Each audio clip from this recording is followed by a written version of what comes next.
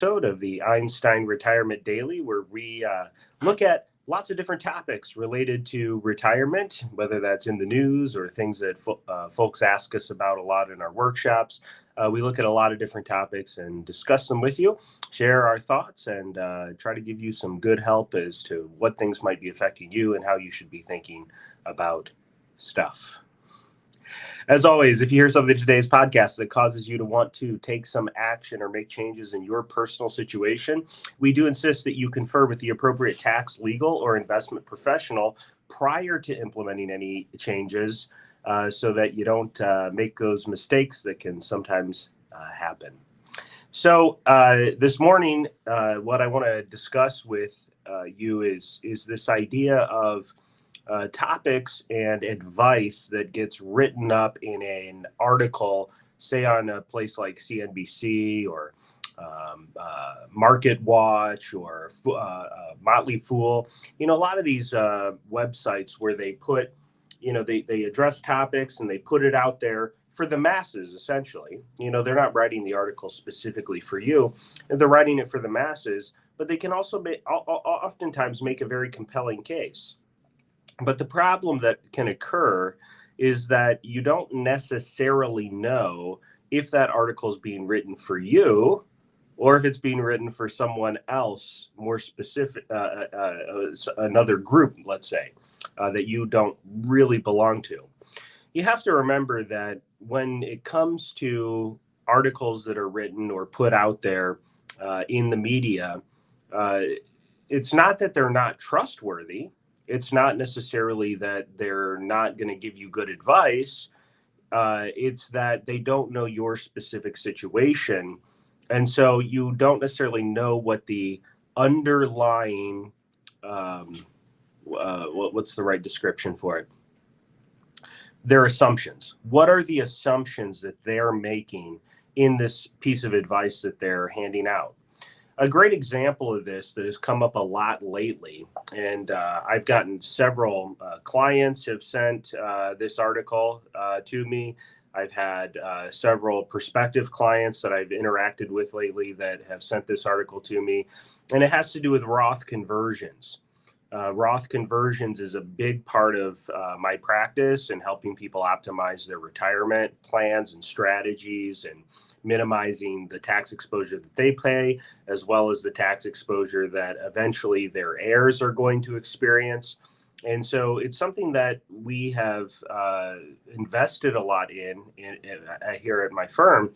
But the other thing that we have done is we've built an entire software tool that looks at the individualized specifics of each person's circumstance to determine whether a Roth conversion is a good idea. The interesting thing is that this article, it puts forth some general guidelines that are wise. If you're not going to do a deep individualized analysis before trying to implement something like a Roth conversion, then I would maybe say this article is a great article. It's something absolutely worth considering because it will highlight things like, if you're in the 22% tax rate now and you're doing Roth conversions, but in the future you drop down to a 12% tax rate, is that really going to help you? And furthermore, you take into account the effect of loss of compound interest on those dollars that you've lost for taxes. And now you may take a long time to catch back up. But the problem is that the article isn't paying attention to other strategies that could be affecting things simultaneously. So here's a basic principle that can be quickly outdone. All right, so we have someone who's doing Roth conversions in the 22% tax bracket. They have dollars that otherwise were invested that they convert and they have to pay tax on those dollars. So they're losing, say they do a $100,000 conversion, they lost $22,000 that would have otherwise been invested. Those dollars are no longer invested. That $22,000 goes to the IRS. So compound interest on $22,000 at a 7% rate of return 10 years from now, that's $44,000. Can you really make up for that lost compound interest in taxes? Well, here's an easy way to do it. Very simple. You can overcome it almost immediately. The way that you would do it is, say, delay Social Security. So if by doing a Roth conversion and pulling dollars from your 401k or IRA types of accounts allows you to do some delaying on your Social Security filing, you're now getting a guaranteed 8% increase on that Social Security benefit. Okay, totally outdoes that situation. Is the person writing the article writing to a 50-year-old, to a 60-year-old, to a 20-year-old? Okay, I mean, all of these are very important questions that the author of the article, it's not his fault. He can't write an article for the masses and then say, oh no, I'm only focusing on a 60-year-old with this particular specific circumstance. It's just not reasonable for the author to do that. And so while the author makes some good cases, and again, if you're not going to do a very specific individualized look at your situation and how that's going to play out in terms of identifying how specifically you should do things like a Roth conversion. If you're not going to take the time to do that, you're not going to invest in the effort to do that detailed level of analysis, then of course, probably playing it safe is going to be the wise move. Now, the other thing that often gets overlooked with these types of articles that are written, say, for the masses, is volume, right? The amount of assets that we're talking about. Because we all know that at 70 and a half, gosh, it hasn't been 70 and a half in a long time, but I still said it. At 72, okay, so at 72, we all know that we pick up a required minimum distribution. If you pick up a required minimum distribution and you have a couple $100,000 in an IRA or 401k type of account, well, the effect of that isn't too great, right? It's roughly 3.65% in the first year that you're having to pull. So we're talking about, what would that be? 3,650 times 2. So a little over $7,000. I mean, it's just not that much. So who cares? But what if it's $1 million in an IRA? Now we're talking about a very large amount of a required minimum distribution. Okay, we're talking about more than $70,000. Excuse me, $36,000 if it's $1 million. $36,000 versus $7,000 if it's $200,000. Okay, $36,000 likely. So let's say you're single. If you're single, gosh, you're now paying taxes on Social Security. Maybe you weren't paying before. Depending on your other sources of income. Do you have rental property income? Do you have any pension benefits? Is this pushing you up into higher where you could be paying the IRMA tax? Okay, where your Medicare premiums are going up. There's too many variables to say simply, no, it's better to pay a lower tax rate now. Maybe not. You may just be delaying the inevitable. So then you got the naysayers who will say, oh, but what if I don't live that long? Okay, with all due respect, you're not here to care. Okay, if you don't make it, I'm sorry to say, you're not here to care that you didn't get your tax savings that you were hoping for. If you do live to make it, then you're really going to enjoy the long-term tax benefits of doing things like Roth conversions. But just understand that if you think Roth conversions might be something that's helpful to you, I don't want to say it's the worst thing you can do, but one of the worst things you could do is start doing Google searches on, is a Roth conversion a good idea?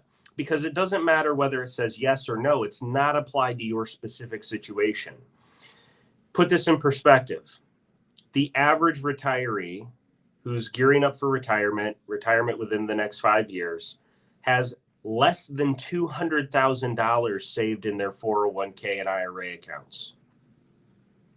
What does that mean? It means if you're watching this video and you have more than $200,000 saved, what's the probability that an article written for the masses, okay, the masses being majority of people do not have a significant amount of dollars saved for retirement, less than $200,000. So if the majority is that group and you're reading an article that's written and published to the masses, who are they most likely writing to? Okay, they're most likely writing to that person with less than $200,000 saved for their retirement, which is fine. That's great. But if you have significantly more than that, that article's not for you. It just doesn't apply. So you just have to keep that in mind, that when you start running the Google search, look, Google has a wonderful feature. The feature is that they want your search to feel successful. What is that? That's it's a bias. What kind of bias? Confirmation bias. Okay, Google is a confirmation bias generating machine.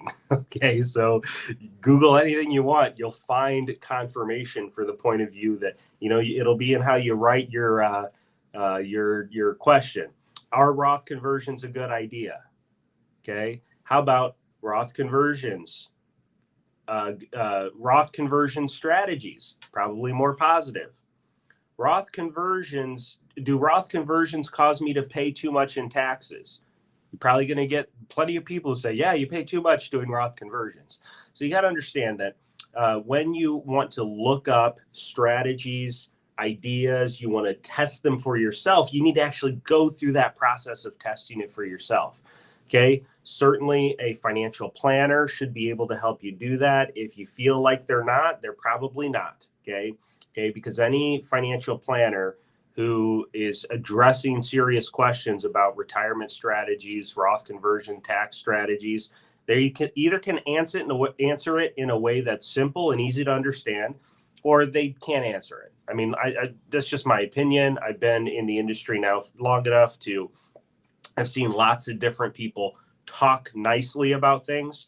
They can say words that make it sound like they know what they're talking about. But the reality is that they can either explain it to you in a way that you can understand specific to your situation, or they can't. And if they can't, then that's not the wrong person to answer the question for you. Okay. But the reality is dig in and figure it out for yourself. If you're good with Excel, you can probably answer most financial questions for yourself. If you're not so good with Excel, then you probably need to seek professional help. Okay. Because even with Excel, you need to also think about your assumptions. You know, what are the assumptions that I'm building into this model? What is my rate of return? What am I thinking about future taxes? Okay, these are all very important questions when we're assessing what is the best way for me to handle some of these big financial decisions. And then also, again, don't get distracted. Okay, advice to the masses does not mean that it's good advice for you specifically. And also remember, who are the masses?